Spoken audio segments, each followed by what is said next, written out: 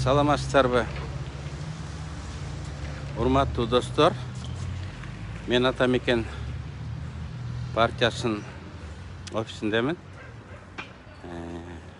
Энергетика тармагындагы бүгүнкү кырдаал жөнүндө ой бөлүшүп коеюн дейм. Быйыл биз терең экономикалык кризистебиз. Энергетика болуп көрбөгөндөй кризисте. Казакстандан, Түркменистандан, Өзбекстандан электроэнергия сатып алып отурабыз. Россиядан электроэнергия сатып алсакпы деген пландарды дагы түзүп жатабыз. Азыр шайлоо менен бир аз электричество өчүрбөй турат. Шайлоодон кийин массалык электроэнергиясын өчүрүүлөр башталат.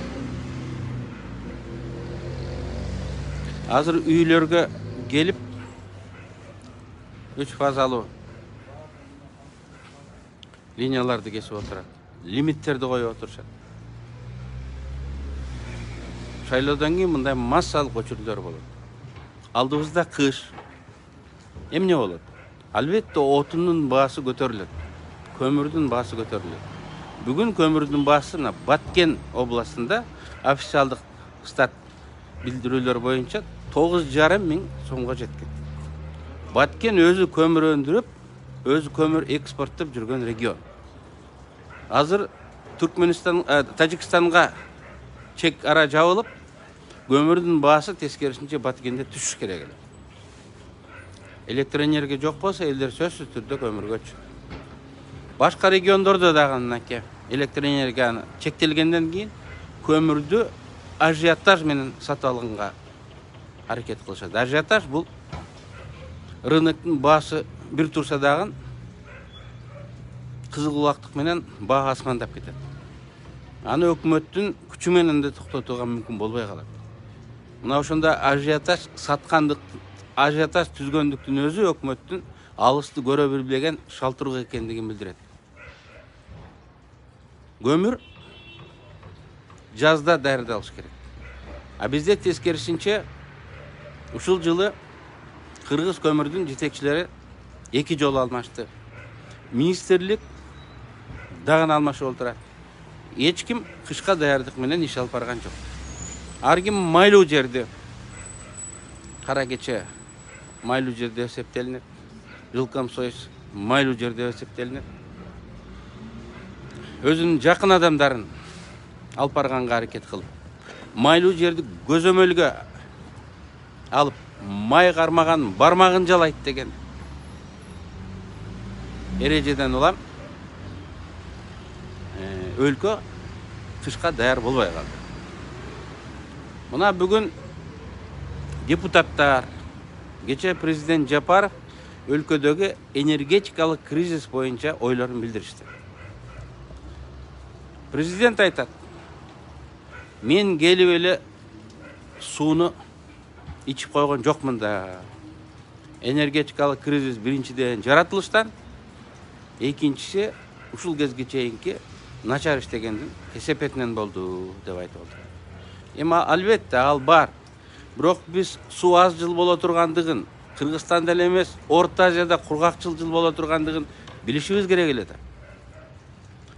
Эгер ушундай кесепет бизди күтүп турганын билсек, казак, өзбек туугандарга сууну жай менен агызып, мелт калт кылып дарыяны агызып бербейт элек да. Аларга да түшүндүрүп айтат элек да, быйыл суу аз, ошон үчүн туугандар силерге азы кетет деп. Тескерисинче биздин өкмөт, биздин бийлик Кыргызстандын кызыкчылыгын ойлобостон Өзбекстан менен Казакстандын дыйкандарынын турмушун ойлоду. Президент өзү айтты: биз алар кыйналып турса карап тура албайбыз, алар зыян тартып калат деп.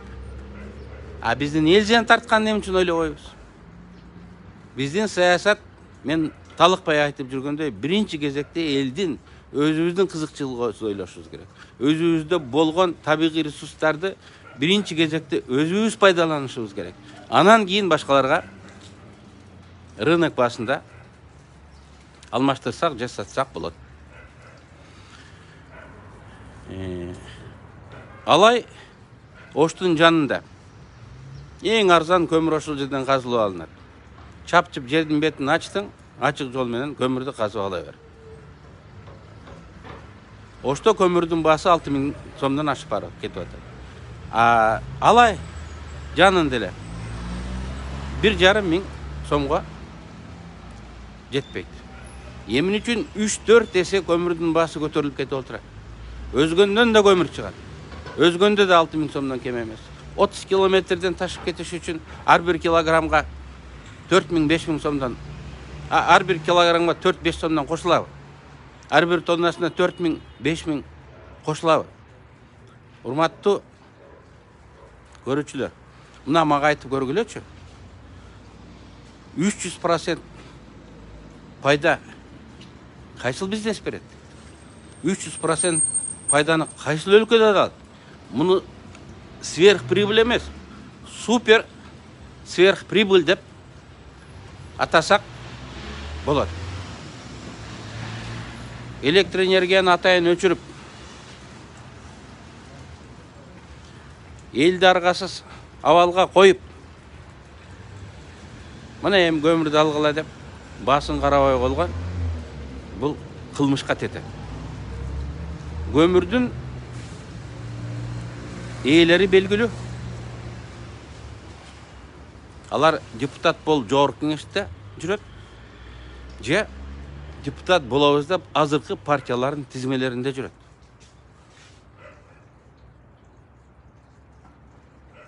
Фамилиялары белгилүү, аттары белгилүү. Эмне үчүн биз аларды нысапка чакырып, элин кыйналып атсан терисин жетитилбе деп айтып, мыйзам менен тартипке чакыра албайбыз.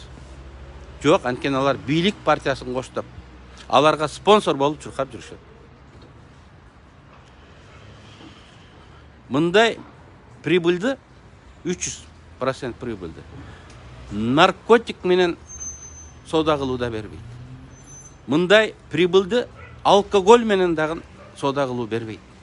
Мындай прибыльды курал жарак менен соода кылуу дагы бербейт. Дүйнөдө ушул 3 тармакты мафиялык тармак эң көп пайда көргөн тармак деп эсептейт. Туугандар, 300% алда бербейт. Мына өзүнүн жаныбыздагы адырдан көмүр казып, жандагы айлык алып келип 300% кымбат сатып олтурушат. Мен айтып атам 300 деп. Кара кечеден чыккан көмүрдүн баасы карьерде 1300 сом деп биздин бийлик өзү айтып олтурат. Бишкекке келгенде мына 6000-7000ге чыгып кетип олтурат. Өзүңүз эсептеңиз, 300 эмес, 400-500% болуп кетип олтурат. Биз азыр эле Сомодон курмандыктар менен сүйлөшүп 600% карыз берип элди тоноп атат. Мамлекет көңүл бурбайт. Кыргызстанда карыз алгандар 100 000 деген саналат. Бечаралар алар, айластан алат. Алар өмүр бою бутунда турбай карыз сазынап атат деп азыр эле кейип мен чыктым. Бул жерде биздин бизнесмендер дагы майда барат качып жүргөн эмес, чоң тоолорду алып көмүр казып аткандар дагы 300, керек болсо кээ бир учурда 400%ке пайда көрүп аткандыгын көрүп атабыз да. Анан бүгүнкү бийлик чечкиндүү бийлик. Мурункулардай болуп 70 өлчөп бир орунда тура бербейт, таш чечкен бийлик. Камаганын камашат, колун кайрыганын кайрышат. Эмне үчүн көмүр сатып аткан энергия барандорду? Көмүр да энергетикага кирет. Энергия барандорго көңүл бурбайбыз.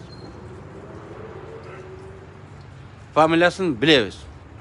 Мен бийликтегилерге кайрылам. Партияңардагы тизмелерди карагыла. Так ошол жерде жүрөт. Фамилиясын билебиз. Партияңарга жардам берип, жер-жерлерде силерге агитация кылып жүргөн күйөрмандардын арасынан карагыла. Ошол жерден жүрөт.